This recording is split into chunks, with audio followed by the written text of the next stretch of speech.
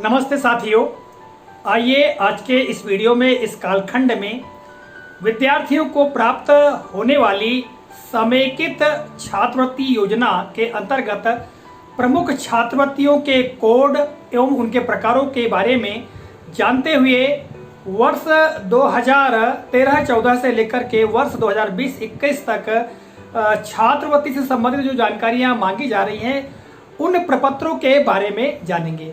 साथियों, आप मेरे हाथ में एक दिशा निर्देश देख रहे हैं और यह दिशा निर्देश काफी पुराना है, राज्य शिक्षा केंद्र का है और इसमें समेकित छात्रवृत्ति योजना के अंतर्गत प्रमुख छात्रवृत्तियों के प्रकार और उसके बारे में विस्तृत जानकारी इस दिशा निर्देश में दी गई है और जो महत्वपूर्ण छात्रवृत्तियां हैं उनके कोड और उनके प्रकारों को इस व्हाइट बोर्ड पर मैंने अंकित करके रखा है। तो साथियों, सबसे पहले हम छात्रवृत्तियों के प्रकार उनके कोड के बारे में जान लेते हैं। इसके पश्चात जो छात्रवृत्ति से संबंधित जानकारी के प्रपत्र है उनके बारे में भी जानेंगे। आइए प्रारंभ करते हैं। तो साथियों, जैसा कि आप यहाँ पर देख पा रहे हैं, विद्यालयों में जो छात्रवृत्तियां अधिकांशतः विद्यार्थियों को प्राप्त होती हैं, सबसे पहले क्रम पर उनको मैंने अंकित किया है। जैसे कि राज्य शासन अनुसूचित जनजाति छात्रवृत्ति योजना, ये छात्रवृत्ति विशेष तौर से प्रत्येक विद्यालय में लगभग मिलती है, क्योंकि प्रत्येक विद्यालय में अनुसूचित जनजाति की छात्राएं होती हैं तो उनको ये छात्रवृत्ति प्राप्त होती है और इसका कोड है 3.1। ठीक है, इन छात्रवृत्तियों के बारे में नीचे भी जानकारी दी गई है। जो मुख्य रूप से मिलती है उन्हीं के बारे में सबसे ऊपर में लिखा है और दूसरी छात्रवृत्ति है 8.1 जिसका कोड है और वह है निःशक्त जन छात्रवृत्ति। ठीक है, और अगली जो छात्रवृत्ति है 6.1 जिसका कोड है और वो है कि मध्य प्रदेश भवन एवं निर्माण श्रमिक के 2 बच्चों को प्रोत्साहन छात्रवृत्ति। ठीक है, तो इस तरह से ये जो महत्वपूर्ण छात्रवृत्तियां हैं इनके बारे में ऊपर मैंने जानकारी दी है। आइए अब साथियों कुछ प्रमुख छात्रवृत्तियों के बारे में यहाँ पर जानकारी मैंने अंकित की है, इनके बारे में जान लेते हैं। तो सबसे पहले मैं छात्रवृत्ति का कोड आपको बताऊंगा और कोड के पश्चात उस छात्रवृत्ति का प्रकार। चलिए फटाफट प्रारंभ करते हैं। कोड है 1.1 सामान्य निर्धन वर्ग छात्रवृत्ति। अगली है 1.2, इसका कोड है सुदामा प्री मैट्रिक योजना छात्रवृत्ति। अगले है 1.3 स्वामी विवेकानंद पोस्ट मैट्रिक छात्रवृत्ति। फिर है कोड 1.4 सुदामा शिष्यवृत्ति योजना। अगली है 1.6 मृत या अपंग सेवानिवृत्त शासकीय कर्मचारियों के बच्चों हेतु छात्रवृत्ति। ठीक है, फिर है कोड 1.7 पितृहीन कन्याओं की छात्रवृत्ति। फिर है कोड 1.8 इकलौती बेटी को शिक्षा विकास छात्रवृत्ति। फिर है कोड 2.1, यहाँ से 2 से प्रारंभ होता है कि 2.1 राज्य शासन अनुसूचित जाति छात्रवृत्ति। फिर है कोड 2.2 प्री मैट्रिक SC, ठीक है, शेड्यूल्ड कास्ट छात्रवृत्ति। फिर आगे है 2.3 पोस्ट मैट्रिक SC छात्रवृत्ति। फिर है कोड 2.5 अस्वच्छ धंधा छात्रवृत्ति। फिर है 2.6 अनुसूचित जाति कन्या साक्षरता प्रोत्साहन योजना छात्रवृत्ति। आगे है 3.1 राज्य शासन अनुसूचित जनजाति छात्रवृत्ति। फिर है 3.2 प्री मैट्रिक ST प्रोत्साहन योजना छात्रवृत्ति। ठीक है, फिर है 3.3 पोस्ट मैट्रिक ST छात्रवृत्ति। 3.5 है कोड और छात्रवृत्ति का प्रकार है अनुसूचित जनजाति कन्या साक्षरता प्रोत्साहन योजना छात्रवृत्ति। फिर है 4.1 राज्य छात्रवृत्ति विमुक्त घुमक्कड़ एवं अर्ध घुमक्कड़ ST प्रोत्साहन छात्रवृत्ति। फिर है 4.2 पोस्ट मैट्रिक विमुक्त घुमक्कड़ एवं अर्ध घुमक्कड़ अनुसूचित जाति वर्ग की छात्रवृत्ति। फिर है 4.4 विमुक्त घुमक्कड़ एवं अर्ध घुमक्कड़ अनुसूचित जाति कन्या साक्षरता प्रोत्साहन योजना छात्रवृत्ति। फिर है 5.1 राज्य शासन की पिछड़ा वर्ग छात्रवृत्ति। फिर है 5.2 पोस्ट मैट्रिक पिछड़ा वर्ग छात्रवृत्ति। फिर है 6.1 मध्य प्रदेश भवन एवं निर्माण श्रमिक के 2 बच्चों को प्रोत्साहन योजना छात्रवृत्ति। फिर है कोड 6.2 मध्य प्रदेश भवन एवं अन्य निर्माण श्रमिक मेधावी छात्र छात्राओं को नगद पुरस्कार योजना। ठीक है, फिर है 7.1 का कोड मुख्यमंत्री मंडी हम्माल एवं तुलावटी सहायता योजना अंतर्गत छात्रवृत्ति मेधावी पुरस्कार योजना। और अंत में 8.1 निःशक्त जन छात्रवृत्ति योजना। तो साथियों, अभी हमने इस व्हाइट बोर्ड के माध्यम से जो छात्रवृत्ति के कोड और उनके प्रकारों के बारे में जाना। साथियों, छात्रवृत्ति के और भी प्रकार है, जैसा कि मैंने आपको दिशा निर्देश के बारे में बताया था। इसमें बहुत सारी छात्रवृत्तियों के बारे में जानकारी दी गई है, ठीक है। और यहाँ पर मैंने संक्षेप में ही जो मुख्य छात्रवृत्ति है उनके बारे में अंकित किया है। और यदि आपको इसकी विस्तृत जानकारी चाहिए तो इसकी जानकारी वेबसाइट www.infosarf.com इस वेबसाइट पर इसकी जानकारी है। और संबंधित जानकारी की लिंक जो है इस वीडियो के डिस्क्रिप्शन बॉक्स में दी गई है। आप चाहें तो विस्तृत रूप से छात्रवृत्ति के बारे में जानकारी प्राप्त कर सकते हैं। साथियों, चलिए अब हम वर्ष 2013-14 से लगा करके वर्ष 2020-21 तक की छात्रवृत्ति संबंधित जो जानकारी मांगी गई है उन प्रपत्रों के बारे में जान लेते हैं। साथियों, यहाँ पर आप देख रहे हैं प्रमुख प्रपत्र। मैं उन्हीं प्रपत्रों के बारे में आपको जानकारी दूंगा जिनके माध्यम से हम वर्ष 2013-14 से लेकर के वर्ष 2020-21 तक की समेकित छात्रवृत्ति संबंधी जानकारी को तैयार कर सकेंगे। सबसे पहला जो प्रपत्र है यह विद्यार्थियों की दर्श संख्या से संबंधित है। हमें सबसे पहले वर्ष 2013-14 से लेकर के वर्ष 2020-21 तक के विद्यार्थियों की दर्श संख्या की जानकारी यहाँ पर अंकित कर लेना है। जैसा कि आप यहाँ पर देख पा रहे हैं, वर्गवार, कक्षावार, लिंगवार वर्ष 2013-14 से लेकर आज तक दर्श संख्या की जानकारी। साथियों, ये प्रपत्र आपको अलग अलग वर्ष 2013-14 के लिए, 2014-15 के लिए, फिर 15-16 के लिए, इस प्रकार से ये प्रपत्र अलग अलग तैयार करना होगा। और यहाँ पर देखिएगा कक्षाएं दी गई हैं, कक्षा 1 से 5, कक्षा 6 से 8, फिर कक्षा 9, 10, 11, 12 है। और यहाँ पर अनुसूचित जाति, अनुसूचित जनजाति, पिछड़ा वर्ग और सामान्य, बालक बालिका योग, तो ये संबंधित जानकारी दी गई है। और इस जानकारी को हम विगत वर्षों की विद्यार्थियों की उपस्थिति पंजी और साथ में वार्षिक परीक्षाफल पंजी से आसानी से तैयार कर सकते हैं। साथियों, इसको तैयार कर लेने के पश्चात हमको छात्रवृत्ति की जानकारी बनाने में काफ़ी सुविधा होगी। अभी आगे आपको मैं और जानकारी दूंगा। अगले क्रम पे साथियों, शिक्षा पोर्टल पर जो मैप्ड बच्चे हैं और जिन बच्चों की छात्रवृत्ति स्वीकृत की गई है उसकी सूची आपको निकालनी होगी। देखिएगा, जैसा कि आप देख पा रहे हैं, यहाँ पर छात्रवृत्ति से संबंधित जो पोर्टल पर जो सूची है शिक्षा पोर्टल पर, उस सूची को आपको निकालना होगा।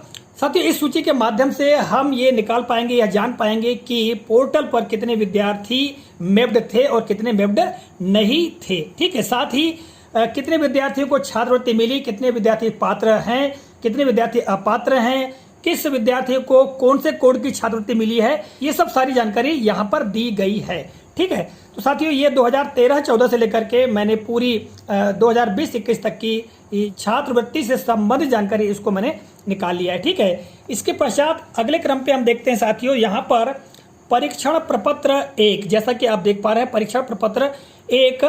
तो इस प्रपत्र को जो पूर्व के मैंने 2 प्रपत्र आपको बताए, पहला तो ये कि विद्यार्थियों की दर्श संख्या और दूसरा शिक्षा पोर्टल से हमने जो मैप्ड बच्चों की सूची छात्रवृत्ति से संबंधित उसको निकाला, उसके माध्यम से इसको तैयार करेंगे। तो देखिएगा, यहाँ पर भी सत्र 2013-14 से लेकर के सत्र 2020-21 तक के खंड यहाँ पर दिए गए हैं, ठीक है। यहाँ पर लिखा हुआ है संकुल में दर्ज, तो यहाँ पर आपको विद्यालय में दर्ज कर लेना है। और यहाँ पर 2013-14 से कुल दर्ज विद्यार्थियों की संख्या यहाँ पर अंकित कर लेना है, ठीक है। टोटल बालक बालिकाएं सभी को मिला के इसमें कुल दर्ज की यहाँ पर संख्या भर लेना है। इसके पश्चात जो अभी शिक्षा पोर्टल की सूची मैंने आपको बताया है उसके द्वारा हम यहाँ पर शिक्षा पोर्टल पर मैपिंग कितने विद्यार्थियों की हुई है उनकी संख्या वर्षवार यहाँ पर अंकित कर लेंगे, ठीक है। यदि हम पूर्व के दोनों जो पहला प्रपत्र उसको तैयार कर लेंगे दर्श संख्या वाला और मैपिंग सूची निकाल लेंगे तो ये भरने में काफी सुविधा होगी। फिर मैपिंग से शेष, अब देखिएगा दोनों दर्श संख्या जो हमने अंकित करी है और मैपिंग वाली जो सूची निकाली उसके माध्यम से हम ये पता कर सकते हैं कि मैपिंग से कितने बच्चे शेष रह गए हैं और मैपिंग से शेष रहने का कारण क्या है उसके बारे में भी यहाँ हम जानकारी अंकित कर लेंगे। इसके पश्चात प्रोफाइल पंजीयन से संबंधित जानकारी, फिर प्रोफाइल पंजीयन से शेष की जानकारी, प्रोफाइल पंजीयन से शेष का कारण क्या है और फिर रिमार्क। तो देखिएगा, प्रोफाइल पंजीयन से संबंधित जानकारी भी ये जो शिक्षा पोर्टल पर जो मैप्ड बच्चे हैं उनके प्रोफाइल पंजीयन हो चुका है, इससे संबंधित जानकारी हम यहाँ पर भर लेंगे, ठीक है। तो ये प्रपत्र हुआ साथियों प्रपत्र क्रमांक 1, ठीक है। इसके पश्चात अगला जो प्रपत्र है उसके बारे में जानते हैं। तो देखिएगा, अगला प्रपत्र यहाँ पर आप देख पा रहे हैं बिंदु क्रमांक 3 और परीक्षा प्रपत्र क्रमांक 3A। तो यहाँ पर साथियों देखिएगा, छात्रवृत्ति से संबंधित जानकारी हमको यहाँ पर अंकित करनी होगी। यहाँ वर्ष दिया गया है सत्र 2013-14 से लेकर के वर्ष 2020-21 तक। ठीक है, इसके पश्चात यहाँ पर देखिएगा संकुल में कुल स्वीकृति, संकुल ना करके यहाँ पर विद्यालय हम कर लेंगे। ठीक है, ताकि संकुल में हमको प्रेषित करने में काफ़ी सुविधा होगी। छात्र संख्या कितनी थी, जो पूर्व के प्रपत्र जिनके बारे में मैंने बताया उनके माध्यम से हम आसानी से यहाँ पर भर सकते हैं। छात्र संख्या भर लेंगे। फिर स्वीकृत राशि, ठीक है, जो शिक्षा पोर्टल से हमने सूची निकाली है उसमें जितने बच्चे पात्र थे उन पात्र बच्चों को कितनी छात्रवृत्ति मिली है उसको जोड़ करके हम यहाँ पर अंकित कर लेंगे। इसके पश्चात क्या संकुल अंतर्गत स्वीकृत सभी छात्रों की स्वीकृति उनके प्रमाण पत्रों अभिलेखों को मिलान कर की गई है, हाँ या नहीं। यहाँ पर आपको मिलान किया गया है, हाँ या नहीं अंकित करना है। इसके बाद यदि नहीं तो किस कारण से मिलान नहीं किया गया उसकी जानकारी देना है। छात्र संख्या कितने छात्रों का मिलान नहीं किया गया उसका कारण। फिर क्या ऐसे प्रकरण है जिनकी प्रमाण पत्र अभिलेखों के मिलान न करने के कारण गलत स्वीकृति हुई है उससे संबंधित जानकारी। फिर छात्रवृत्ति कोड, छात्र संख्या, स्वीकृत राशि। फिर आगे है क्या ऐसे प्रकरण हैं जिनकी प्रमाण पत्र अभिलेखों के मिलान न करने के कारण गलत स्वीकृति होने का पश्चात उनका भुगतान कर दिया गया है कि संख्यात्मक जानकारी, छात्रवृत्ति कोड, छात्र संख्या और स्वीकृत राशि। तो ये जानकारी हम तैयार कर लेंगे और ये सब सारी जानकारी हम जो शिक्षा पोर्टल जो जानकारी निकालेंगे बच्चों की उससे हम भर सकते हैं आसानी के साथ में। और फिर बिना अभिलेख मिलान के स्वीकृत छात्रवृत्ति जिसका भुगतान शेष है की जानकारी। तो जैसा कि मैंने आपको बताया जो शिक्षा पोर्टल से विद्यार्थियों की छात्रवृत्ति की जानकारी निकाली उससे हम ये सब कुछ भर सकते हैं। ठीक है, छात्रवृत्ति का कोड, फिर छात्रवृत्ति संख्या और स्वीकृत राशि।